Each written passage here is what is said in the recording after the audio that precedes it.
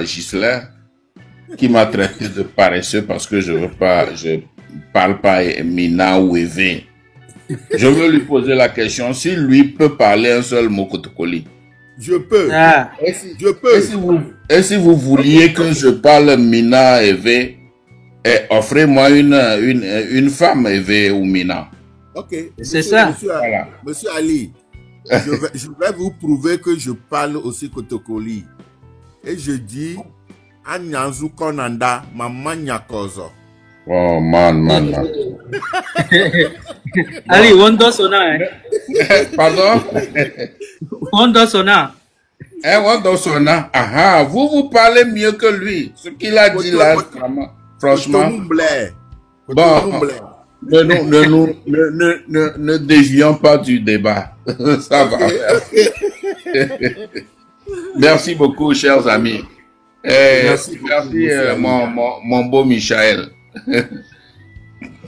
Oui, grand frère, comment vas-tu? À plus. Oui, ça va. Ok,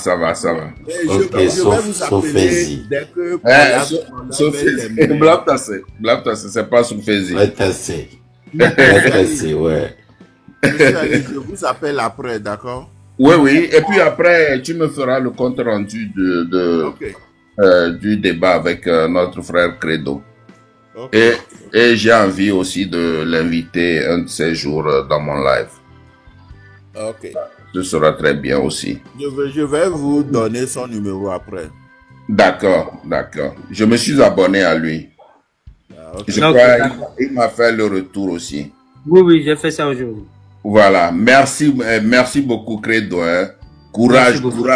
Nous vous donnons toutes nos énergies. Courage. Merci.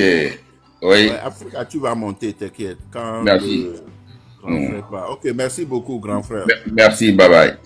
Bon, et... Justement... Oui, grand frère. Comment vas-tu? En tout cas, moi, j'ai plus rien à te dire. Félicitations. Merci. Parce que tu es un petit frère. J'ai pas grand chose à dire. Parce que on y avait donc tout ça m'a formé aussi, hein. Ouais, mais c'est pas ici qu'on dira ça. Ok, Michel, il faut qu'on reste un peu dans le débat. Après, vous allez parler ça en off, s'il vous plaît. Ok, Monsieur Risque.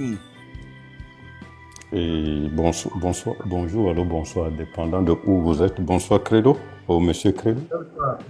Non, la raison pour laquelle je suis rentré, c'est que votre histoire, je pense que j'ai pas encore 40 ans, je suis probablement très jeune, comparé à toi, mais c'est que votre histoire ressemble un peu à la mienne, dans la mesure où, en 2006, 2007, 2008, moi je graduais ici, et puis j'ai eu 2 masters, one en computer science et l'autre en mining engineering. So, après ça, j'ai travaillé comme 3 ans dans une société. Et c'est dans ça que l'idée nous est venue. Moi et puis d'autres, il y avait deux Togolais, moi y compris plus quelques amis. J'ai dit, mais au Togo, il y a comme des possibilités d'exploration, surtout au Grand Nord, à Bassa. Mon focus était sur le fer, etc., de Kabou, Bandjeli, etc. So quand l'idée, nous, on s'était mis ensemble, j'ai parlé avec quelques personnes de Rio Tinto, et puis ils m'ont aidé à faire le projet, et puis à évaluer les méthodes techniques pour pouvoir sonder, faire l'exploration, etc. So, je suis descendu au Togo et puis j'ai rencontré beaucoup de responsables. Et en passant, moi, mes 2 parents, et puis on est juste dans ce sens, je me suis fait ma carte d'unir aussi, ma carte de RPT unie dans le temps aussi. Donc, quand on est descendu, ils veulent rien. Les gens avec qui on essaie de parler, ils veulent rien comprendre. Tu peux leur expliquer tout de A à Z. tout ce qu'ils veulent, c'est combien tu déposes. Est-ce que tu peux combien les gens là combien tu penses que tu peux donner? Est-ce que nous, on nous a demandé jusqu'à 400 et quelques millions parce qu'il dit, le faire là, c'est tellement, on sait que ça, il doit y avoir beaucoup de potentiel là-bas. On dit non, écoute, monsieur, et dans le procédé géophysique, on doit faire le survey, on doit faire le drilling, on doit enlever des rods avant amener les rods au Canada, aller analyser pour voir le taux de concentration du fer. On ne peut rien promettre. Mais je te dis, en tant que Togolais, fils de ce pays, ils m'ont laissé aucune chance. Il dit non, tu dois déposer un certain montant avant même. Avant de signer? Ouais, dans notre projet, même on leur a dit. Le problème, c'est que même en tant que Togolais, s'il y a des risques, pendant ce qui se passe en réalité dans le phosphate et au niveau de PME, si c'est qu'on avait laissé même l'exploration aux Togolais, nous, parce que cette terre nous appartient, on ne peut pas laisser tout un village, toute une localité dans la détresse totale parce que on a une connexion avec la terre. C'est ce qu'on essaie de leur dire. Ne donnez pas ce projet à d'autres nationalités parce que les conséquences sur l'environnement à la fin sera atroce et sera incontrôlable. Au moins, si vous donnez ça à nous, les Togolais, on va analyser les conséquences sur l'environnement avant même de creuser le premier trou. Si on voit que ça ne va pas arranger le Togo, on laisse tout fermer. Si on pense que les recettes, etc., nous permettra à la fin d'investir pour redonner l'environnement qui était là-bas aux gens de la localité, on le fera. Non, ils ne veulent rien savoir. C'est juste combien vous déposez. Et puis, même ça, les 400 millions, là, il va falloir qu'on donne quelque chose à quelqu'un. Va donner quelque chose. Et puis, à la fin, j'avais honte. Et quand je partais, même, c'était du temps perdu, c'était de n'importe quoi. Et puis, je suis retourné au Canada. Aujourd'hui, c'est des Indiens qui exploitent le fer. Et va voir dans la localité là-bas le sulfure de cuivre, des choses qui sont les plus toxiques. C'est ça qu'ils versent directement dans les champs des gens là-bas. Donc ça, le problème environnemental qui crée aujourd'hui dans le contrée là-bas, ça va prendre des décennies avant que la nature ne se réstabilise. Le Togo, j'arrive pas à comprendre les gens qui nous dirigent. Et ce que j'ai aimé dans ce que vous avez dit, et puis ce que j'ai aimé, c'est que je déteste le fait que on veut toujours donner on donne les problèmes du Togo à d'autres nationalités ou on veut amener des solutions de l'extérieur pour implémenter au Togo. Moi, je pense même pas qu'en ce qui concerne l'énergie, on doit même se précipiter. On a des priorités même plus que... S'il le faut, on réduit le...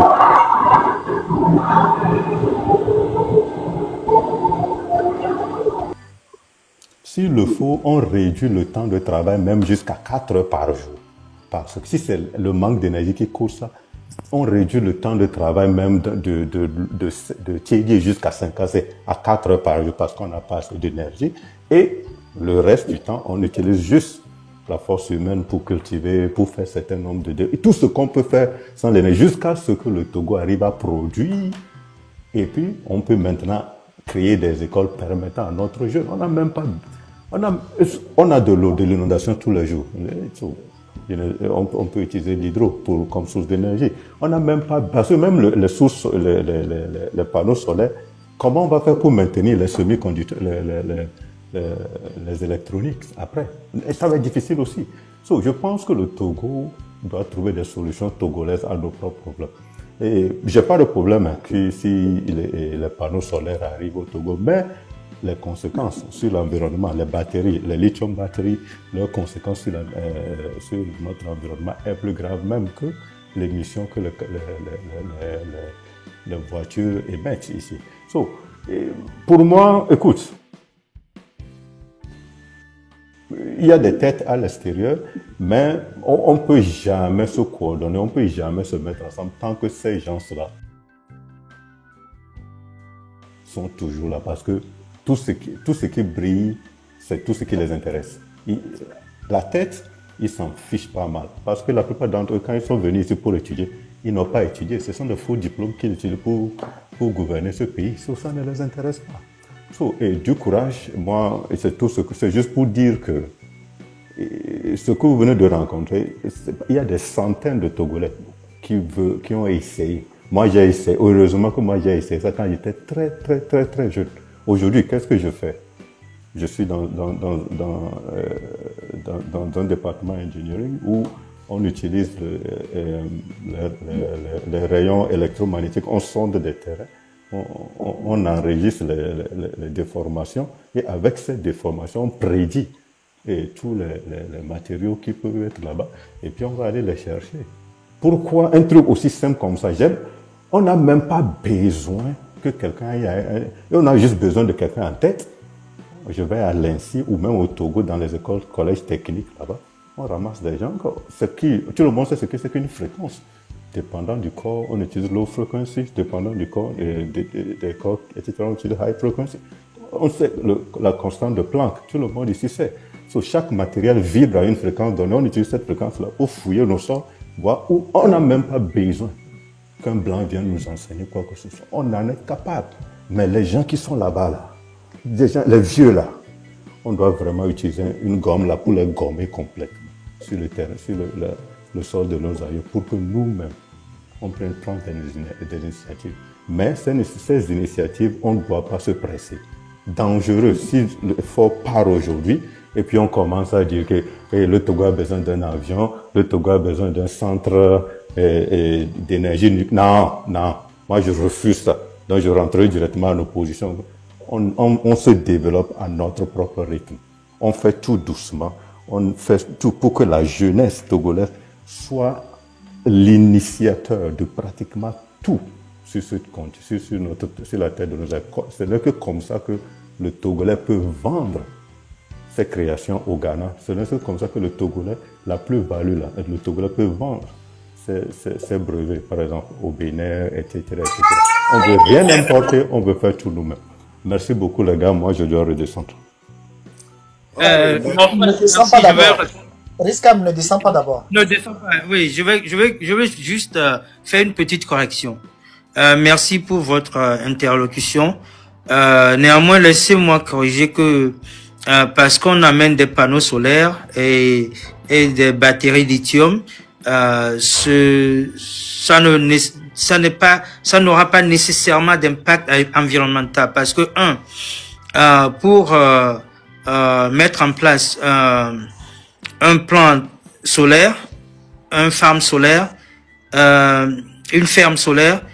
on fait des études de faisabilité, on fait la reconnaissance du sol. Il n'y a rien qu'on met dans le sol. Tout ce qu'on met, on met des axes pour retenir les panneaux. Rien ne va dans le sol. Et en plus, si quelqu'un vous dit qu'il y aura des batteries... Non, je parle de batteries. Laissez-moi finir, s'il vous plaît. Laissez-moi finir, s'il vous plaît. Les batteries, par exemple, qu'on appelle BESS, c'est pas quelque chose qu'on laisse au dehors pour les gens.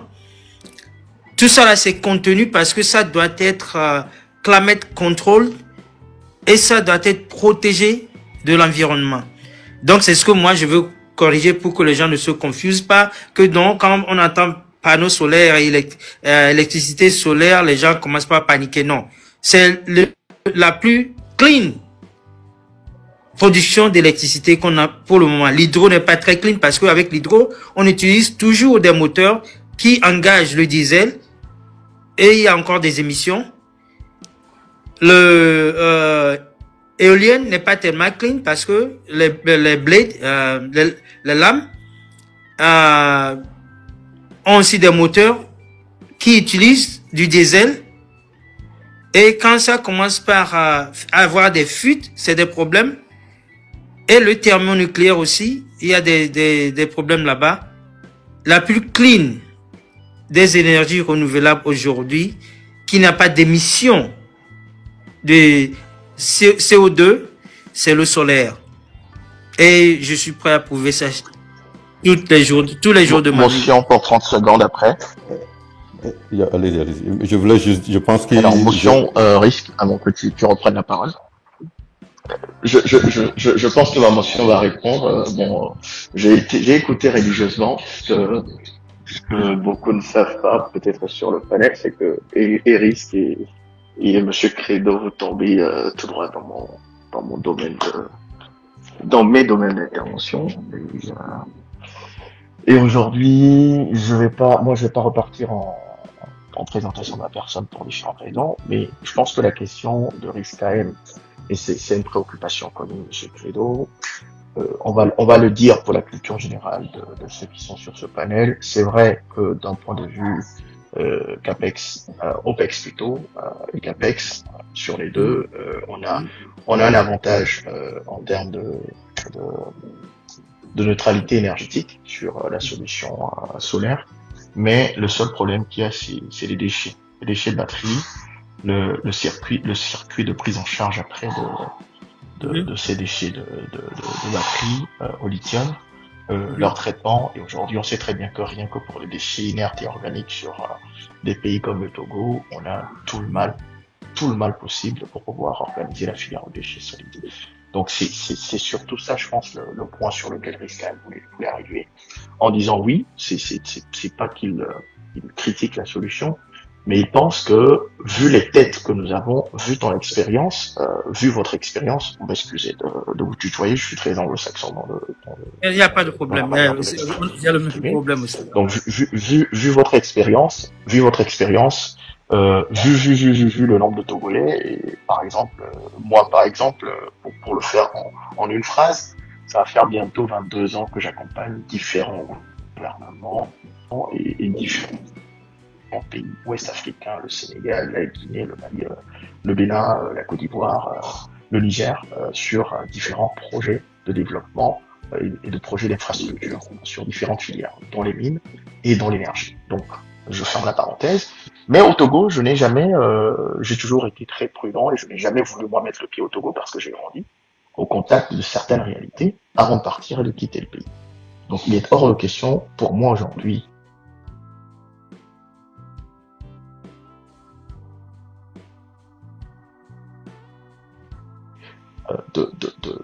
d'envisager quoi que ce soit avec le régime qui est en place. Une des raisons, vous l'avez cité, donc le vrai de la question de Risca, c'est à l'exil, poussé à l'étranger, au contexte togolais, ok, à partir de vos solutions, de vos travaux, des siens, d'autres personnes, mais des solutions qui sont encore plus adaptées sur le contexte togolais. Voilà, c'était un peu ça précise. Je redonne la parole. Oui, et je veux juste dire premièrement que Chairman Credo, je suis impressionné par votre credentials.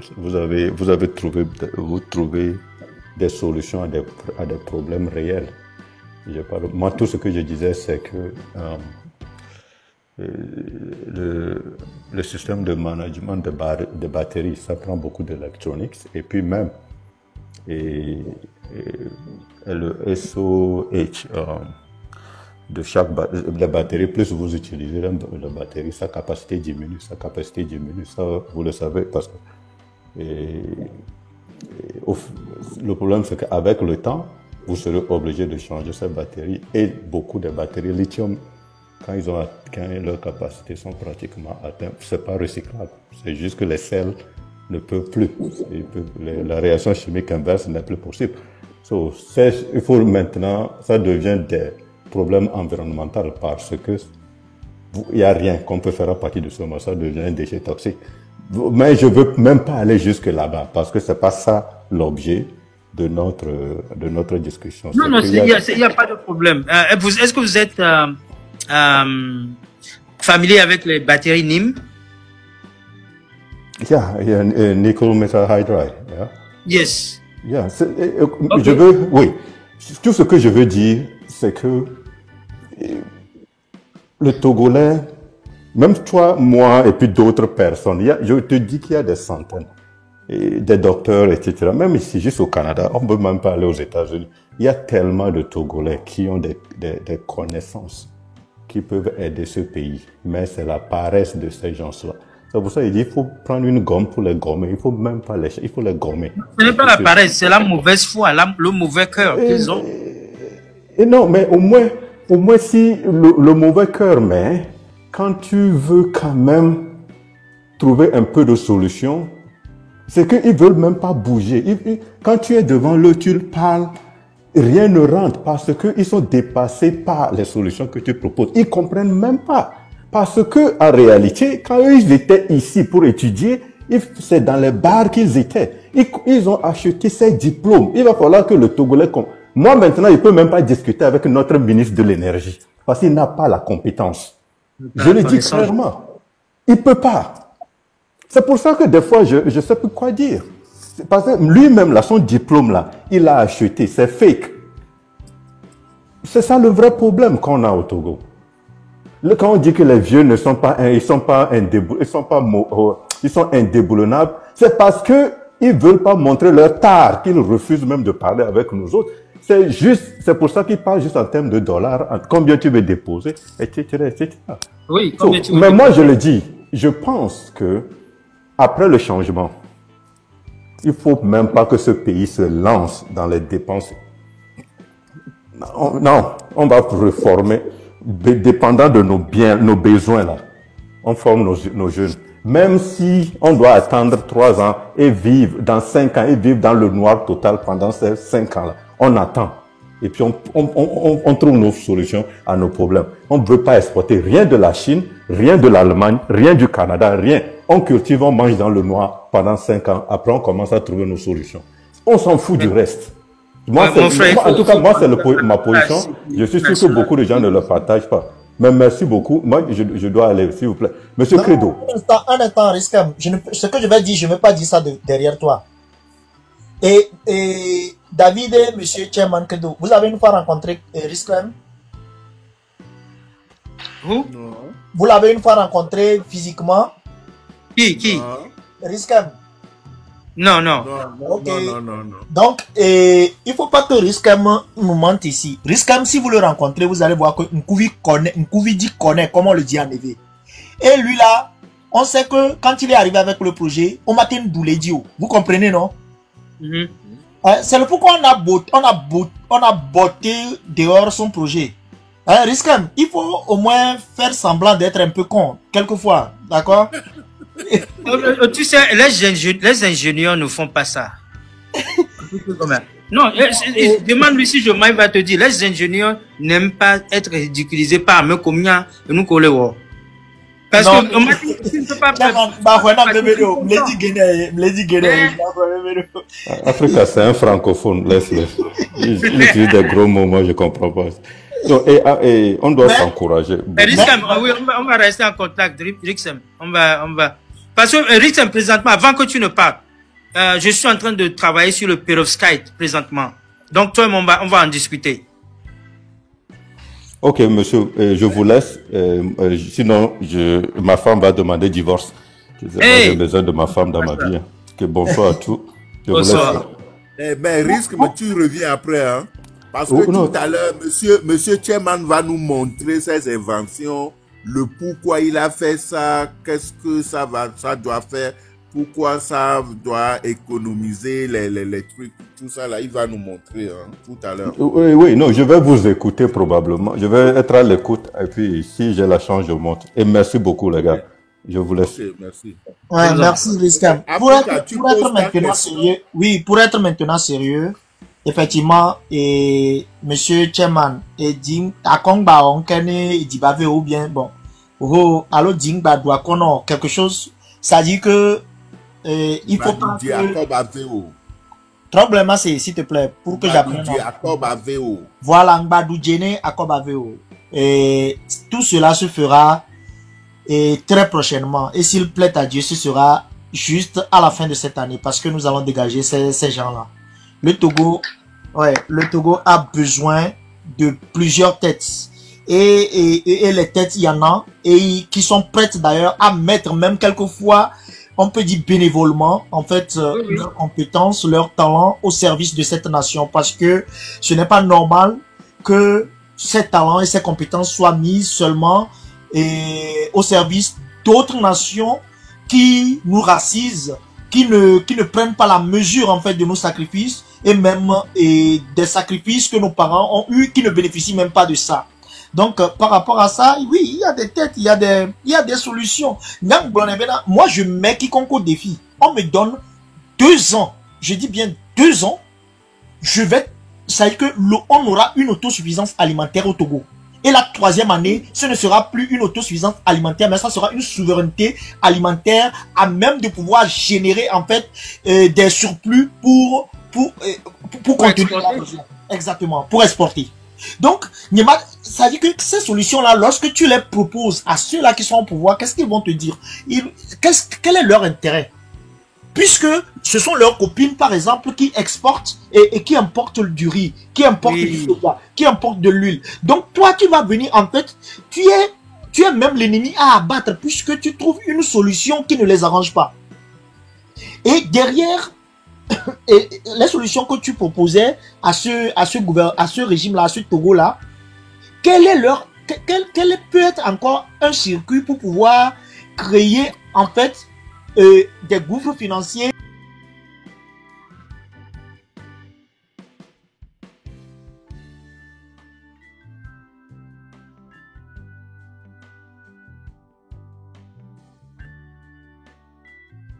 Rien.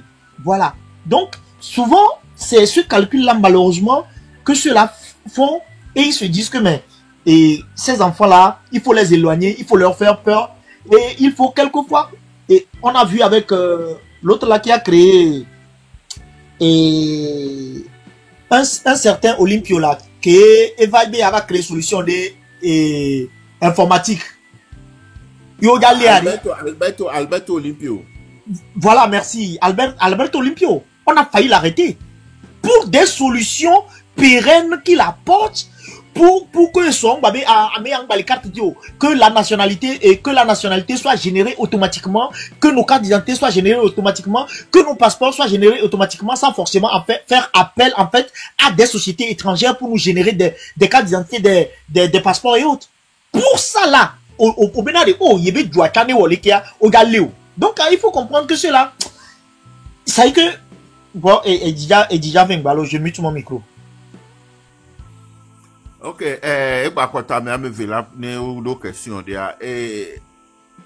la Casa, après la Casa, Eric Valls, et puis on commence, Monsieur Chairman va commencer à nous montrer ces trucs, ce qu'il voulait faire au Togo et tout. Ok. Alors, Monsieur la Casa, bonsoir. Bonsoir Ghislain, bonsoir à Chairman Credo. Bonsoir. Oui, je pense que c'est la première fois que je monte sur cette plateforme. Je suis monté parce que j'ai vu l'émission qui est très intéressante. Et c'est ce qui m'a fait monter. Et je remercie énormément Credo. Parce que j'ai un peu suivi, j'ai pris ça au milieu, mais la manière dont il parle et comment il est posé, on sent du sérieux. Je ne suis pas en train de le flatter, mais vu le regard, on sent qu'il a le savoir-faire. Et je pense qu'il n'est pas le seul. Moi, je suis en Suisse, hein, et il n'est pas le seul. Les Togolais, on ne peut pas dire qu'ils ont une grosse tête, mais ils ont une tête bien faite. Mais notre pays ne profite pas. Moi, je viens de rentrer du pays et j'ai passé au moins 2 semaines, 3 semaines.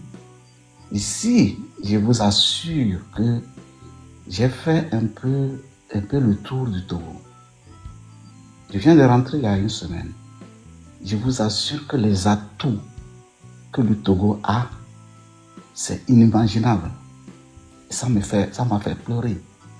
J'ai des images. Si je vous montre les images de l'état de notre pays et voir les atouts, les moyens, et lire dans ces panels, nous les Togolais, qui sont là en train de servir d'autres pays, ça fait vraiment mal. Ne serait-ce que seulement, puisque Credo a parlé de l'électricité, j'ai des images, quand je vais vous montrer les images de câblage, je ne peux pas, je ne sais pas comment on peut l'appeler, de toile d'araignée, mais ça fait pitié. Et voir des gens comme ça, comme Credo, qui a un potentiel pour pouvoir aller dans ce sens-là. Je parle aussi du tourisme. On n'a pas des infrastructures. Je suis allé vers Palimé, j'ai vu Palimé, l'état de Palimé. Seule la ville de Palimé, si je m'abuse, le tourisme peut réussir au Togo. Je suis allé au fond, dans les petits cascades là. On a des atouts pas possibles. Donc, je suis monté juste pour témoigner et encore nous encourager. Encourager Credo. Et je pense que Mokhtar Ali avait déjà dit qu'il ait du courage. Je pense aussi que si ce régime, ce n'est pas les têtes des personnes qu'on va... Si ce régime tombe, le Togo, au bout de 2-3 ans, on va s'en sortir. Le Togo sera... Je ne sais pas comment l'apprécier. Parce que c'est très petit. Parce que toute une journée, 2 jours, moi j'ai parcouru le Togo. Vous voyez? Et mais quand ils regardent l'état de nos routes, l'état de notre électricité, mais c'est pas possible. La route de contournement qu'ils ont faite récemment, la route qui est de Agoy jusqu'à Nouapé, mais vous voyez cette route, comment elle est devenue déjà sale. Et puis les câblages, ça fait pitié quoi. Donc, juste pour vous dire que il faut vraiment qu'on se batte, que les gens qui dirigent le pays, qu'ils comprennent que notre pays nous appartient. Il va falloir au moins laisser la marge pour que les têtes bien faites comme Credo et d'autres encore puissent venir au moins développer notre pays pour que ça fasse bon vivre. Voilà ce que j'ai à dire parce que je viens d'arriver avec le cœur meurtri. Parce que j'ai vu l'état dans lequel le pays se trouve. Vraiment. Le pays est totalement à l'abandon. Sans mentir. Je suis allé jusqu'à Badou, traverser jusqu'à aller au Ghana. Traverser de l'autre côté, aller au Bénin. Mais quand tu rentres au Ghana, la vitrine du Ghana, tu sens que tu es rentré chez les êtres humains. Mais la vitrine du Togo, pour rentrer au Togo, ça fait pitié. La vitrine du Togo pour rentrer vers le Bénin, ça fait pitié.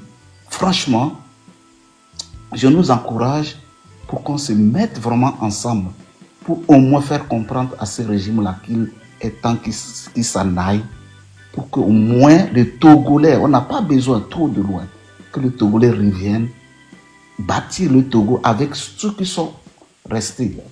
Voilà ce que j'ai à dire. Courage à nous. Credo, merci Ghislain aussi. Je vous remercie tous et voilà, à très bientôt. Merci beaucoup, la Casa. Merci. Ok, Eric. Oui, donc Monsieur Melo. Bonsoir Credo, bonsoir Ghislain, Coco, Africa, tout le monde. Moi j'ai une question, sinon deux, une, mais à 2 personnes. J'ai vu que Coco aussi est spécialiste de la chose. Donc Coco et Credo vont essayer de répondre. Je veux savoir votre appréciation sur... on nous avait beaucoup vanté Contour Global. C'est une entreprise américaine qui est venue installer ça. Et je ne sais pas, je n'ai pas les coûts en tête et tout. Je ne sais pas ce que vous pensez de Contour Global et des centrales qu'on a eu à mettre, Kekeli et les autres. Je ne sais pas, est-ce que vous avez une appréciation spéciale là-dessus. Maintenant, après avoir répondu, après cette question, moi j'ai une appréciation. Ça, c'est un point de vue que je vais dire globalement sur ce que nous disons ici. Et ça, si Ghislain peut même consacrer une émission à ça, c'est le patriotisme de nos élites, ou bien la culpabilité de nos élites par rapport à la situation que nous vivons dans nos pays africains, spécialement au Togo. Quand vous prenez les dictateurs comme M. Faure Gnassingbé ou bien son papa, Feu Général Yaya Dema, ils n'ont pas gouverné seuls. Il y a eu des gens qui l'ont aidé et ces gens-là n'aiment pas leur pays. Quand vous voyez ce que M. Credo a dit et ce que M. Riskem a dit, vous voyez qu'il y a des gens, c'est pas forcément Faure Gnassingbé qu'on rencontre directement, mais les gens qui sont autour, ils demandent de l'argent, ils demandent des commissions et tout. Ça dit que il n'y a pas l'amour du pays. il n'y a pas la volonté de faire quelque chose de bon. Et j'ai des choses que je ne peux pas dire ici par rapport à l'installation de la fibre optique en mer, les coûts, tout ce qui s'est passé autour. Et par rapport à un certain nombre de trucs, tu vois qu'il y a de la méchanceté autour. On veut faire un travail, ça dit que c'est d'une présidence qu'on t'envoie, on dit, OK, telle chose que tu veux faire, ça doit coûter tel. C'est tel montant, on veut que tu mettes.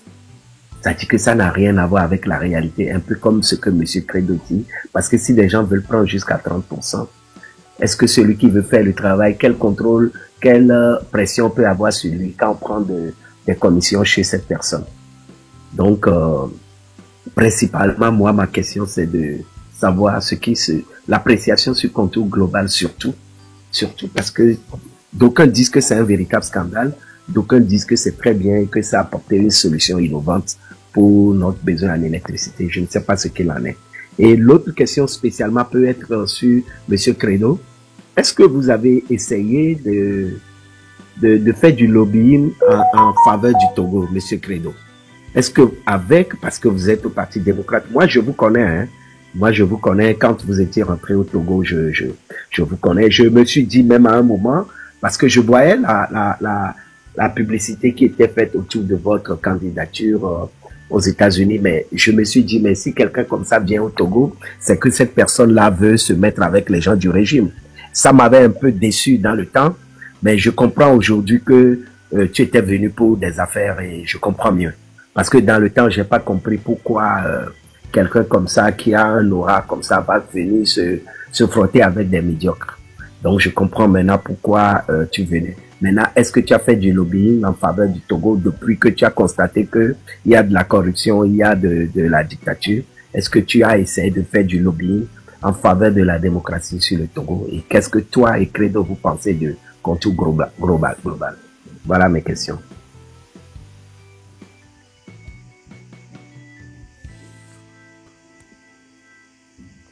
Ok, monsieur Credo, vous avez la parole. Ok. Un contour global n'a pas fait son devoir parce que avec tout ce qui a été dépensé, au moins la moitié du Togo sera complètement électrifié et il n'y aura pas de délestage. Ça, c'est vrai. Donc, je dirais que c'était un échec. C'est ça. On ne va même pas perdre de temps là-dessus. Les gens se sont enrichis sur ces projets. C'est tout. Deux, quand vous parlez de ma campagne aux États-Unis, oui, certes, j'ai pris des balles perdues chez beaucoup de gens. Donc, je n'ai même pas répondu parce que les gens, sans même poser des questions, automatiquement m'ont allié à Fort Gnassingbé. Et non pas seulement du côté des gens qui m'ont insulté, qui m'ont traîné dans la boue.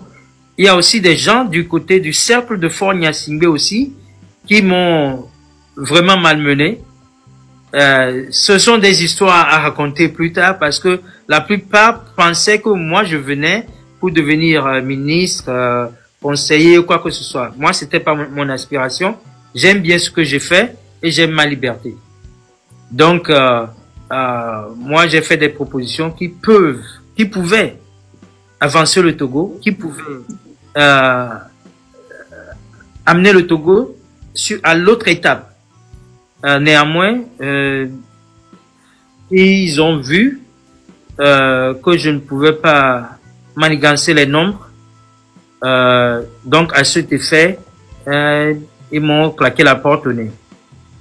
Il n'y a pas de problème parce que à chaque fois que moi je voyage avec mon équipe. Donc, à chaque fois que je venais, j'avais mon équipe avec moi. Donc, c'est ça qui s'était passé. Quand vous parlez de lobbying, pour faire du lobbying en faveur d'un gouvernement, en tant que citoyen américain, je dois m'enregistrer en tant que travaillant pour un gouvernement étranger dans les États-Unis. De deux, pour m'engager dans ce domaine, et me mettre dans cette situation, il va falloir que je suis sur la même longueur d'onde avec ce gouvernement de la part de qui je lobby. Donc, ce n'était pas possible pour moi. Il y avait beaucoup de choses sur lesquelles je n'étais pas d'accord. Donc, c'est ça, quoi. J'ai jamais lobby pour le régime de Faure. Et c'est ça. Oui, mais je faisais partie des gens qui j'avais eu vraiment, est-ce que je vais dire soupçon ou un peu de déception? Je me dis, mais si on a un Togolais qui performe à l'extérieur, pourquoi venir avec ces gens? Je comprends un peu. Même si les gens du pouvoir, les gens du NIR, parce que vous voir avec eux, c'était un peu une déception de venir, de quitter un pays comme ça où on a de l'avenir et de voir après ce Togolais. Moi, je ne vois pas, en fait, peut-être premièrement si la personne ne les connaît pas bien, parce que j'ai écouté, vous avez quitté le Togo il y a plusieurs années. Peut-être vous ne les voyez pas, vous ne les connaissez pas bien, mais si vous rentrez et au Togo forcément et que vous avez quelque chose, ils vous embrigadent, hein, ils vont vous zombifier, vous devenez autre chose. Mais aujourd'hui, quand vous avez parlé, j'ai compris un peu pourquoi vous étiez venu au Togo. C'était pour des affaires, c'était pour saisir des opportunités, ce n'était pas pour travailler avec eux. Je comprends mieux. Mais vous auriez pu aussi convaincre des sénateurs, des gens du Parti démocrate et jeter la lumière sur les problèmes qui se passaient au Togo. Je crois que beaucoup de Togolais aux États-Unis le font déjà. Tout le groupe de Farida et puis des gens autour, ils le font. Vous avez essayé ça? Mais écoutez, bon, beaucoup de gens le font déjà. Il y a beaucoup de gens qui le font. Et moi, en ce moment, j'avais plutôt comment dirais-je, l'aspiration pour le développement économique du Togo. Et en plus, ok, si vous rencontrez des dirigeants et que vous parlez de vive voix, tête à tête, et qu'ils vous donnent des assurances, mais preuve de contraire, vous ne pouvez pas nécessairement commencer par jeter des œufs au mur. Il faut quand même voir, parce que on a eu des discussions. Après cette discussion, des actions devaient être prises et ça n'a jamais abouti. Donc moi, si quelqu'un se met à me donner du tort aujourd'hui ou bien hier, c'est qu'ils n'ont pas compris, c'est qu'ils sont dans l'ombre, parce que moi je ne travaille pas pour Faure Gnassingbé, j'ai jamais travaillé pour Faure Gnassingbé. Moi je suis venu pour contribuer au développement de mon pays. Et les gens qui étaient là étaient de mauvaise foi. Donc, je me suis retiré. Sinon, si c'est seulement qu'il faudrait s'enrichir, mais soyons honnêtes, il y a des moyens de manipuler les nombres pour qu'ils puissent prendre ce qu'ils veulent, je prends ce que je veux, je prends ce que je veux, et puis tout le monde va de son côté. Et le projet peut-être ne va jamais se réaliser. Mais c'est pas mon ambition, ça. Je voudrais aussi permettre, si vous permettez, je voudrais dire aussi, excusez-moi Coco de vous avoir brûlé la politesse. Je voudrais juste dire que tout dépend de, quand vous avez dit que c'était un échec par rapport au projet Contour Gobelin, tout dépend du côté dont on se trouve du curseur. C'est-à-dire que pour le peuple et pour le Togo, c'est un échec. Mais pour des individus, c'est une réussite. Ils ont transformé leur maison. Oui. Ils ont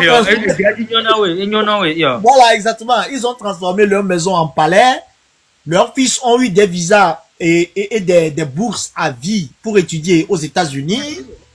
Et ils ont la possibilité chaque 5 ans de recevoir en fait des voitures neuves maison Sika. Donc voilà, bref, je continue par mettre un peu d'humour dans ce qu'on dit parce que ça fait trop mal. Voilà. Ça fait mal.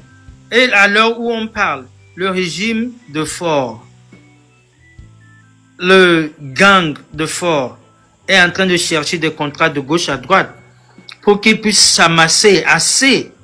Et s'ils doivent quitter demain, dont nous tous, on sait qu'ils vont quitter, c'est de s'accaparer d'assez d'argent avant de quitter. Et là, ce sont des dettes qu'ils mettent dans nos dos, au dos du pays. Donc, que tout doit être fait pour qu'ils partent dans le plus bref délai, le plus tôt possible. Alors, si je peux compléter un peu les interventions de Sherman Credo et puis d'Africa par rapport aux questions d'Eric. Je pense que M. Credo a déjà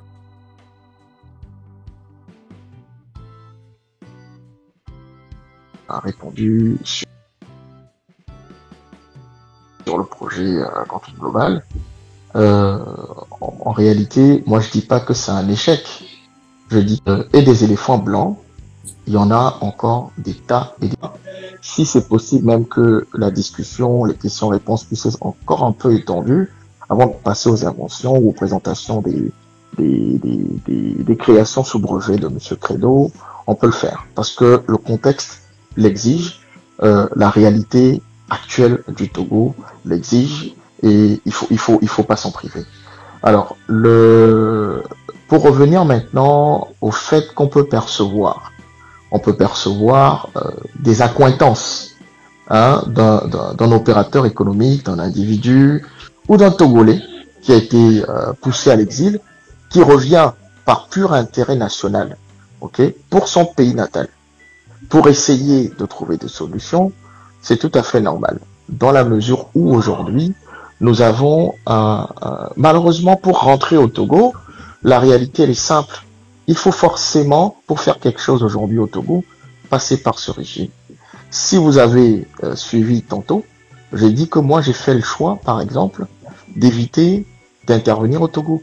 J'ai été approché à plusieurs reprises, pour ceux qui me connaissent dans la vraie vie, même pour venir accompagner certaines entités au Togo et contribuer à leur transformation, comme l'OTR. Je ferme la parenthèse. Et j'ai simplement dit non. Pourquoi j'ai été approché? Parce que ceux qui me connaissent dans la vraie vie, je disais tantôt que ça faisait bientôt 22 ans que j'étais dans le milieu, mais je suis relativement, je n'ai pas plus de la cinquantaine encore. Donc j'ai commencé tôt et c'est à cause de ce que j'ai pu apporter sur des projets innovants dans des pays voisins ou des pays de la sous-région ou des pays européens ou encore même de l'Afrique de l'Est, notamment le Burundi. Bon, c'est à cause de ces apports que des partenaires intervenant au Togo, qui sont les miens, ont dit « Est-ce que tu ne peux pas ?» Et ma réponse a été non. Et la réponse a été non justement pour éviter aujourd'hui qu'on interprète ou qu'on me colle ces étiquettes, parce que je sais qu'en arrivant au Togo, je n'ai pas d'autre choix que d'aller par le véhicule qui existe aujourd'hui. Et ce véhicule sera très mal interprété par rapport à certaines obédiences sociales, politiques auxquelles j'ai adhéré. Et par le Togolais lambda, parce que ça va tout de suite porter atteinte à mon intégrité. Et comme le disait hier le compatriote Komlan Pogli au niveau du Motra, quand tu as comme tabou la viande de porc, tu n'utilises pas tes dents pour le distribuer. C'est-à-dire qu'il faut une rupture complexe quand on est révolutionnaire et quand on veut le changement radical. Mais il y a des gens qui sont tellement encore portés par l'amour du pays natal qu'ils se disent c'est pas possible. On va essayer quand même et donner le bénéfice du doute. Et M. Credo est un bel exemple parce qu'aujourd'hui, tu vois, Eric Valls, ça a été très mal interprété en disant, écoutez, il a voulu travailler pour le régime. Et c'est malheureusement l'état de puanteur du gouvernement et du système de gouvernement au Togo. Voilà la portée de ça. Donc il faut vraiment que ça change. Et je finirai par quelque chose que je vais dire. Attention, je ne légitime pas de mauvaises pratiques ailleurs en Afrique. Je ne suis pas pro ou je ne fais pas l'apologie de certains dirigeants. Et je vais tout faire pour éviter de les nommer. Mais sachez que le lobby, en réalité, en Afrique, c'est pas du vrai lobby. Le lobby en Afrique, c'est en fait, en gros, des rétrocoms, d'accord, qui dépassent même les cadres réglementaires qui sont connus. D'accord? Mais pourtant, la différence entre le cas du Togo et celui du Sénégal, où les mêmes pratiques existent, et celui de la Côte d'Ivoire, où les mêmes pratiques existent, et celui de la Guinée-Conakry, où les mêmes pratiques existent, est celui du Mali, du Bénin, etc., du Burundi, ou même de la France. Je suis actuellement sur un dossier qui est sur une convention en partenariat public-privé avec des partenaires français, des partenaires d'un pays de la sous-région, sur un projet hautement stratégique d'un pays de la sous-région.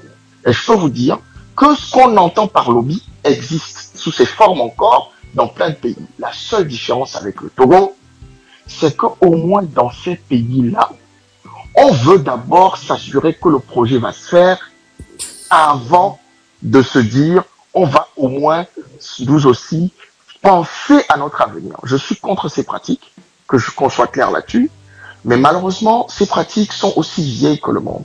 Et les États-Unis n'en font pas exception. Donc si au moins au Togo, même s'il y a une dictature, et ce qui me tue, c'est que Faure Gnassingbé Adema, c'est l'un des dictateurs que tout le monde adule sur le continent, qui est le président du Rwanda. La preuve, c'est que pour gérer la caisse d'épargne au Togo, où certains conseillers spéciaux de Faure, c'est des Rwandais. C'est des gens directement envoyés par Paul Kagame. Écoutez, si on doit dire tout ce qu'on sait sur les réseaux, ça ne va que semer du bordel dans les têtes des gens et des jeunes. Voilà pourquoi nous, on intervient et on limite certaines informations, on ne les donne pas. Mais regardez Paul Kagame.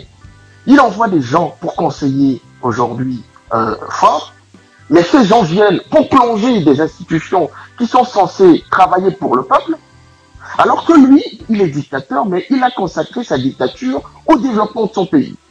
Oui, oui. Donc, comprenez qu'aujourd'hui, il n'y a rien à faire. C'est-à-dire que le problème et le mal, il est hyper profond. Et revenons donc au sujet du jour. Restons sur la technique. C'est un bon intermède.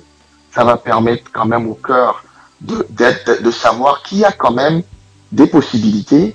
Et aujourd'hui, il faut juste trouver le moyen de les implémenter. Et ça passe forcément par faire tomber complètement ce système et cette gouvernance qui ne va, dans tous les cas, pas laisser la place aux bons Togolais de s'exprimer. Merci. Ok, merci beaucoup, Coco. Est-ce qu'il y a encore... Coco, tu avais dit quelque chose tout à l'heure. Je me suis éloigné du téléphone, j'ai pas bien écouté. Si, avant de faire quoi, de présenter ses informations. Oui, je dis, s'il y a encore des personnes qui souhaitent... Oui, j'ai dit, s'il y a encore des personnes qui souhaitent un peu discuter autour du contexte, on va dire, socio-politique et gouvernemental, avant de revenir sur les créations de Monsieur Credo, peut-être qu'il faut donner encore un peu de temps pour ça, parce que le contexte l'impose, et puis après on viendra sur ces émotions. Mais s'il y a personne, on passe directement à ce qu'il a apporté comme Ok, il n'y a pas de problème. Moi, je vais poser une question à Monsieur Credo. Non, avant, s'il vous plaît, Monsieur David, Eric a posé une autre question à laquelle on n'a pas touché, à savoir le patriotisme de nos dirigeants.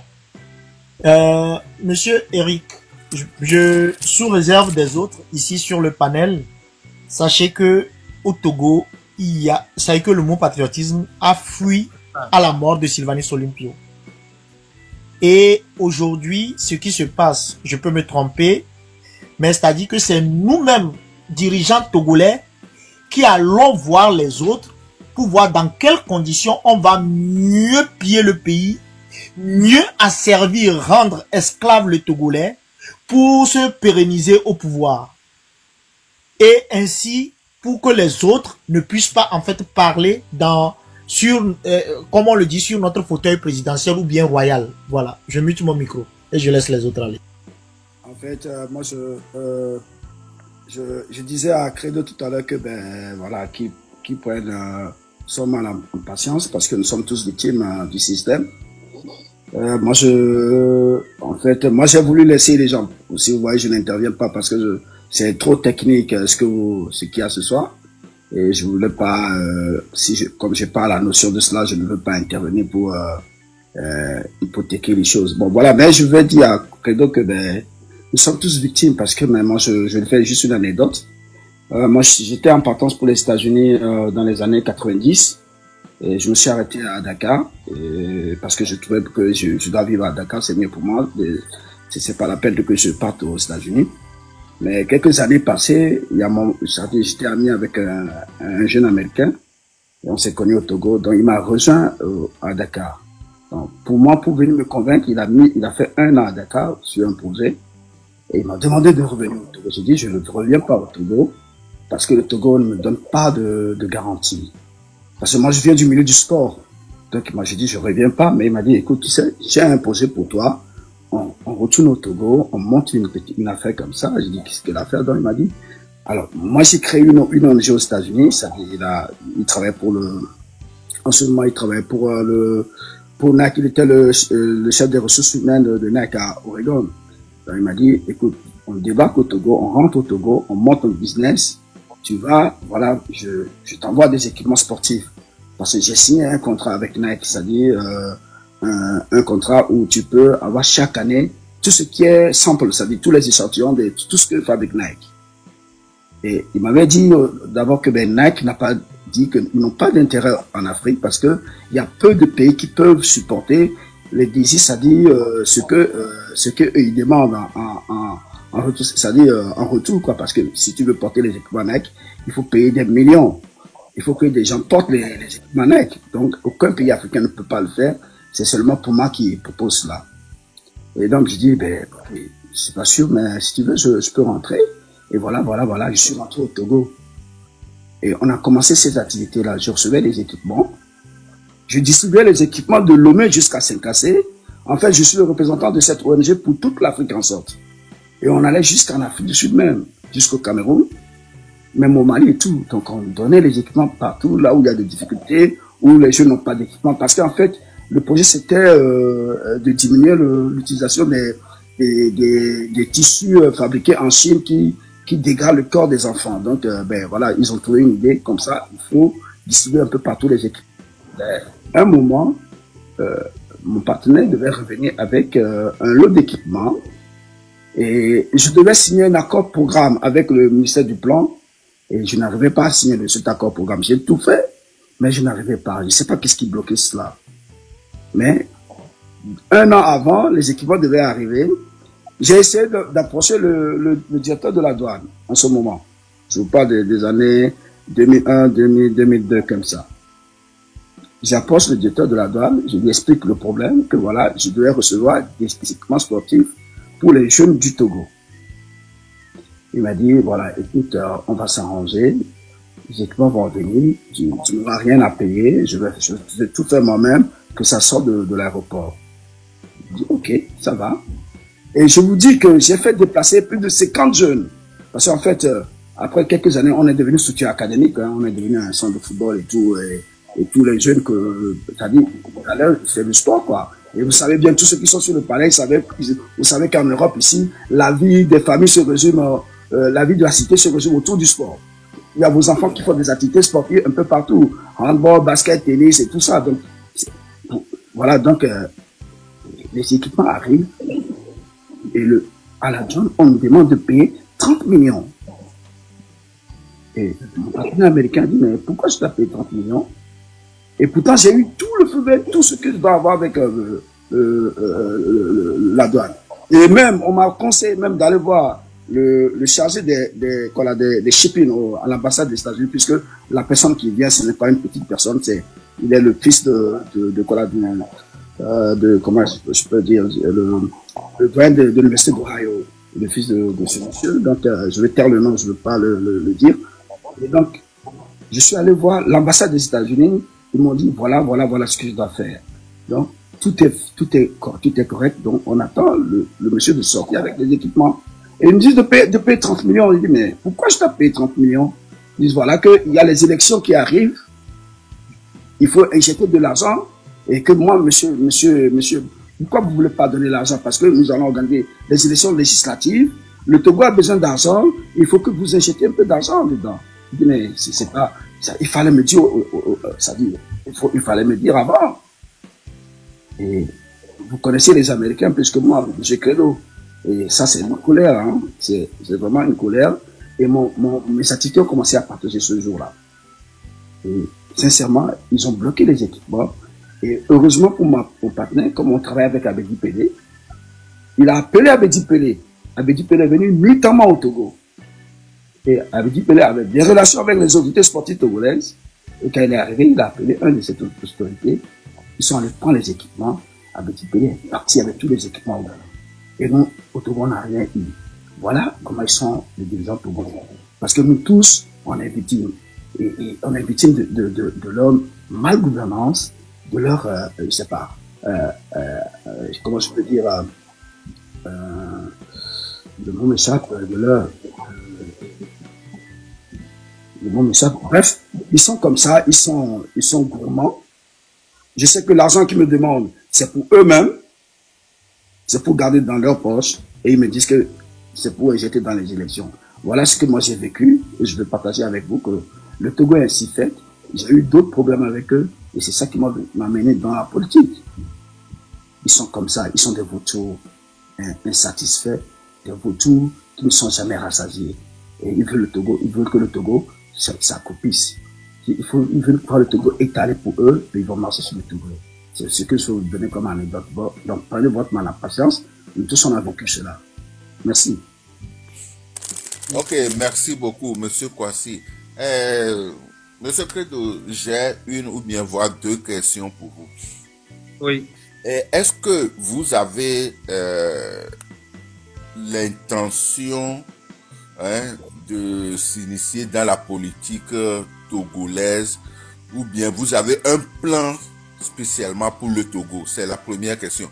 Bon, ma deuxième question est que vous avez parlé de comment appelle-t-on, quelqu'un qui vous a demandé 100 millions de dollars avant de commencer votre projet qui est de 500 millions de dollars. Est-ce que vous pouvez donner le nom? Je ne sais pas si vous avez donné le nom, ça m'a échappé ou quoi. Oui, j'avais donné le nom. Il y avait Pacha Nyasimbe, il y avait le ministre de l'énergie, pardon, ministre de la télécommunication. En ce temps, oui. Bon, donc, ça, c'est la première question, ça. Et la deuxième question, vous avez répondu. Ok, ma première question, est-ce que vous avez vraiment un plan pour le Togo ou bien vous voulez rentrer dans la politique togolaise? Il y a des gens qui disent des fois, que j'ai moi-même répété aussi, que si tu ne fais pas la politique, la politique te fait. Nous sommes tous des fils et filles du Togo. Si le Togo a besoin de moi aujourd'hui, je me mettrai disponible. Je sais ce que c'est que servir en politique. Mettons la science politique, les masters, les études de sciences politiques de côté. J'ai vécu ça par ma propre campagne, en étant le directeur le tiers de l'action politique de la NWCP en Tennessee, pour plus de 4 ans, en étant sur le board des retraités militaires des États-Unis, pour Fort Campbell, pour 8 ans, 2 termes, en dirigeant la campagne d'Obama en Tennessee, en travaillant pour lui pour 2 ans. Donc, je sais ce que c'est que de servir. Donc, je suis prêt à servir le Togo si le Togo m'appelle. Je dis aux gens tout le temps que le peuple choisit le dirigeant. C'est pas le dirigeant qui s'autoproclame. J'ai entendu des gens dire que Dieu les a choisis pour être dans cette position. Moi, je donne ça au peuple. En tant qu'enfant du Togo, en tant que fils du Togo, je vais amener tout ce que j'ai comme apport. Et si le Togo décide de me mettre au volant, ce serait un honneur. Mais bon, je ne veux pas me dire que voilà, c'est l'intention. L'intention, c'est d'abord de servir et d'aider les Togolaises et les Togolaises, en m'assurant que le Togolais à des écoles qui fonctionnent, des hôpitaux qui ne sont pas dans les états où on les trouve aujourd'hui, où les femmes accouchent à terre, où les gens doivent payer même leurs gants chirurgicaux, les aiguilles et tout avant d'être soignés, où les gens doivent payer avant d'être soignés. La santé, avec les richesses du Togo. Je suis sûr qu'on devait avoir un système de santé comme la Suisse, les États-Unis et le Canada, où c'est le minimum que l'État peut faire pour aider les citoyens. Et l'assistance sociale, dans le 21e siècle, en 2025, avec les ressources qu'on a, je répète, les Togolais ne doivent pas se soucier d'avoir des maisons. Tout le monde au Togo qui travaille et qui aille à la retraite doit se permettre le minimum d'avoir une maison et d'avoir une pension sur laquelle vivre. Nos écoles doivent être à la hauteur de compétir, de former des enfants, des élèves, des étudiants qui peuvent compétir dans le 21e siècle avec d'autres pays. Et la liberté d'expression, c'est la première chose. Et je vois nos frères et sœurs aujourd'hui, les gens disent des choses et puis bon, ils se cassent la tête. Moi, si je dis les choses qui m'ont été faites quand je suis rentré dans la politique, vous allez, il y a des choses en ligne. Il y a même des gens qui m'ont, je vis dans le Tennessee. Le Tennessee, c'est dans le sud, c'est raciste jusqu'au cou. Il y a des pères dans le Tennessee que moi, je ne peux jamais aller si je ne suis pas armé. Même quand j'étais policier, on nous dit, faut pas aller dans ce coin si tu n'as pas de partenaire, tu n'es pas armé. Parce que je suis noir. Donc, je sais que dans ce trajet, il y a beaucoup de choses qui viendront. Bonne, mal, mais ma réponse c'est que si le peuple togolais voit que je suis capable de les servir, je serai disponible. Merci. Une petite question encore. Est-ce que par d'aventure, Faure Gnassingbé vous voit sur des réseaux sociaux aujourd'hui et il vous appelle de venir travailler avec lui? Actuellement, est-ce que vous allez passer? Mon frère, je vais m'adresser à Faure Gnassingbé.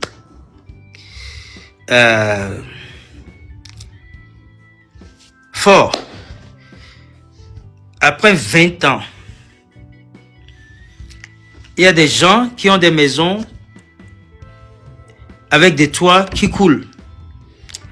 Des hôpitaux où les gens meurent faute de soins, de médicaments, faute d'argent. Les hôpitaux sans docteurs, sans équipement. Là où là où tu es parti voter la dernière fois pour les législatives, municipales et législatives tu te souviens des bancs que tu avais vus dans les salles de classe? Quel est l'âge de ces bancs? Tu te souviens des conditions de ces classes? On a tous vu ça à la télé, sur les images, sur les YouTube et autres. Les routes de Lomé. Aujourd'hui, on a honte, nous les fils du pays. On a honte d'amener les gens chez nous. Si tu n'es pas arrivé à faire ça dans 20 ans, mon frère, pourquoi tu ne te mets pas de côté et tu te dis, ah, et nous avec Mtolo, Américain ne va pas. Non, mais le peuple va le dire. Mais quand même, prends la conscience de dire, j'ai assez d'argent, j'ai assez fait. Non, le mauvais peuple, là, les gens vont s'en prendre à toi et tes enfants. Il y a des conditions pour sortir. Par le peuple aussi va voir, ok, tu es prêt à nous donner notre liberté, tu es prêt à nous donner ce que tu as volé, on te laisse, va où tu veux. C'est ça, je dirais, à Fort Gnassingbé. Je suis sûr, je sais. Déjà, les choses sont sur YouTube. Hier, j'ai vu quelqu'un m'a envoyé... Non, pardon. Messin m'a envoyé ça aujourd'hui.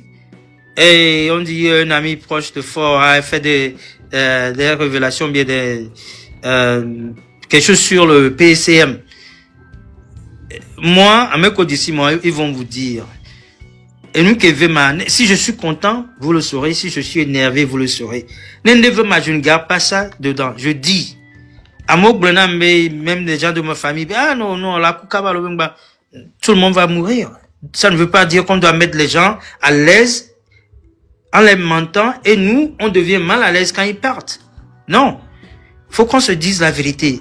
Fort, tu as assez fait. Il est temps de laisser le pouvoir pour quelqu'un d'autre.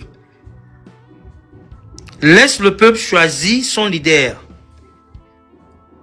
Et si jamais cette opportunité m'est présentée, mais on rapatrie tous nos biens qui sont à l'extérieur, on redonne le pouvoir au peuple de choisir, on change la constitution et on change la relation entre les forces de l'ordre et la population. C'est ça. On change la relation entre les forces de l'ordre et la population. Les forces de l'ordre, c'est nos frères, nos sœurs. La population, c'est vos frères, vos sœurs, vos parents. On ne peut pas démoniser certains groupes pour rester au pouvoir. Donc, Fort et Sozimna, Bdema, c'est fini. Sors avec la tête haute. Un conseil d'amis et de petits frères. Donc c'est ça. Le Togolais est le Togolais est très pardonnant. Le Togolais est très bon. N'importe où je vais, on le dit. Mais on ne veut pas seulement être connu par Adebayor. On veut se faire connaître comme un pays qui est développé en innovation, en technologie, en agriculture, en exportation des ressources minières. Un pays où les gens peuvent aller à l'hôpital sans même penser à la facture. Un pays où quand les femmes accouchent, le gouvernement s'en occupe. Un pays où les élèves vont à l'école sans mettre trop de fardeau dans la poche des parents. Le Togo est assez riche pour donner une prime à nos étudiants à la fin de chaque mois. Le Togo est assez riche pour bitumer toutes nos routes, pour s'assurer qu'il y a l'électricité partout dans le pays et que l'industrie, qui devient le poumon de notre économie, grandisse. C'est ça, je dirais à Fort. C'est ça, je dirais à Fort.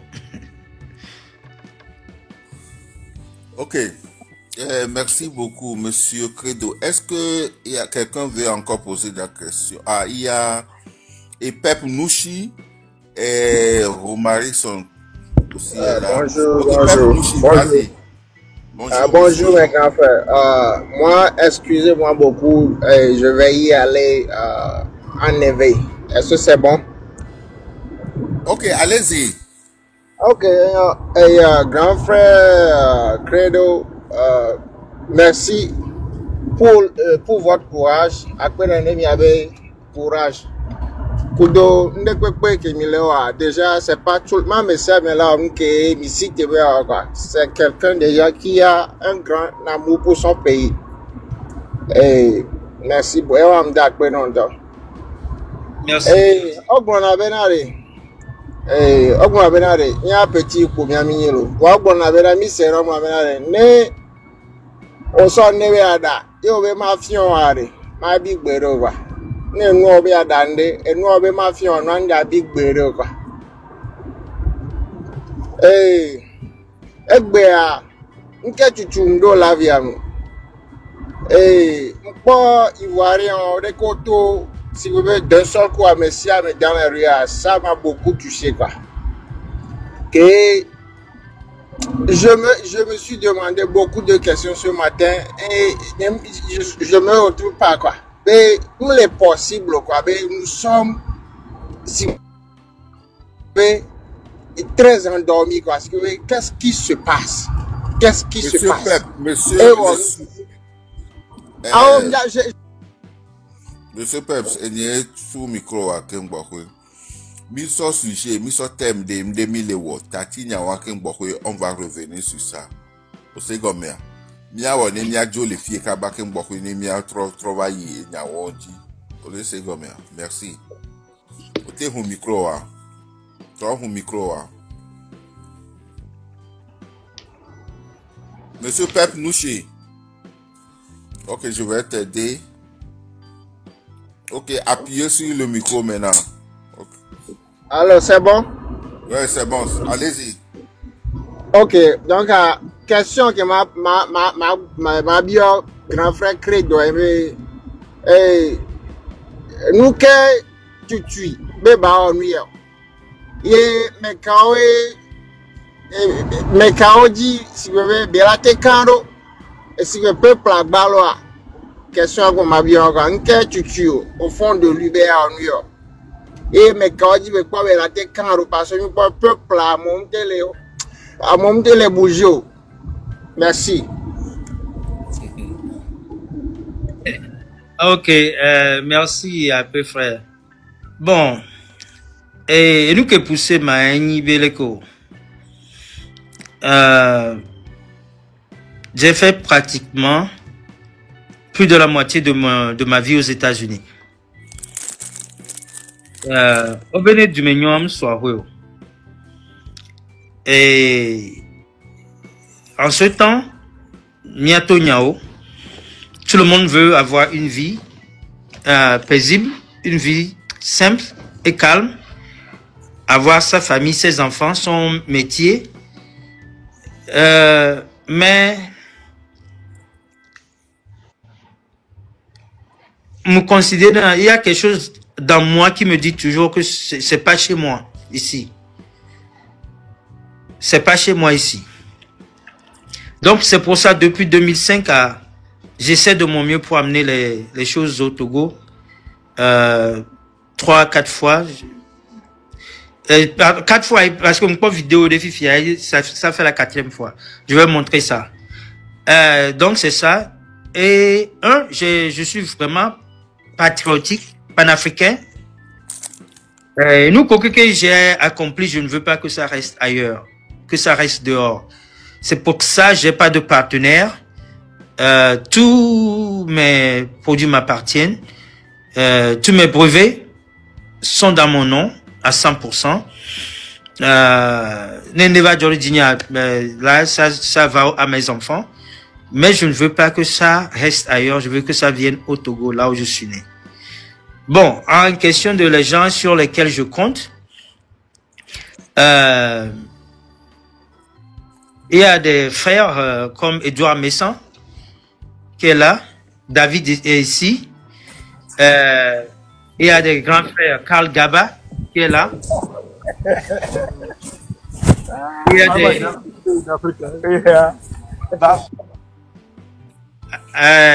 il y a beaucoup de jeunes à l'étranger. Il y a mon frère Denis Apedinu qui est aussi au Nebraska là-bas. Il y a beaucoup avec qui je parle. Le commandant Olivier Ama. Il y a beaucoup avec qui je parle. Moi, je fais savoir mes intentions directes à nos dirigeants. Juste pour vous faire savoir, le 3 juillet, j'ai eu à discuter avec Monsieur Fab et leur aussi donner leur position, ma position par rapport à leur position. Nous que au OASF, on veut lutter à m'y reconnaître, mais il faut passer par d'autres moyens. Il faut laisser la jeunesse prendre le devant. Parce que c'est notre temps maintenant. Donc, il y a beaucoup de gens sur qui on peut compter. Il y a des Farida, il y a beaucoup d'expatriés togolais qui sont au dehors. Il y a des risques, les ingénieurs. On a des ingénieurs, des avocats, des technocrates. On a des médecins. On en a plein sur qui on peut compter pour rebâtir le Togo, pour mettre en place un système qui va travailler pour nous tous. Pas seulement une minorité. Donc c'est ça. Et moi, je suis quelqu'un de rigoureux. J'ai été toujours rigoureux, mais ma carrière militaire a aussi renforcé ça. Donc c'est ça. Il y a plein de personnes. Merci beaucoup, grand frère. Ndiye maso ya jichabe ndeka achu deka ke Kafla, mia Togo to mi ngombe ya benare. Ameko pata ojo le lome. Yo va igbeji. E va isoja. Ya hwapo nyanko ona we chukwe to wa achu gande benyi kwa. Donc autorité o le to dia no huto grande ma vos oreilles. Benare egbele de ke mi gba na 10, 15 à 20 ans. Agboale ou gbaja, owe mi anto mi ato, a bon entendeur.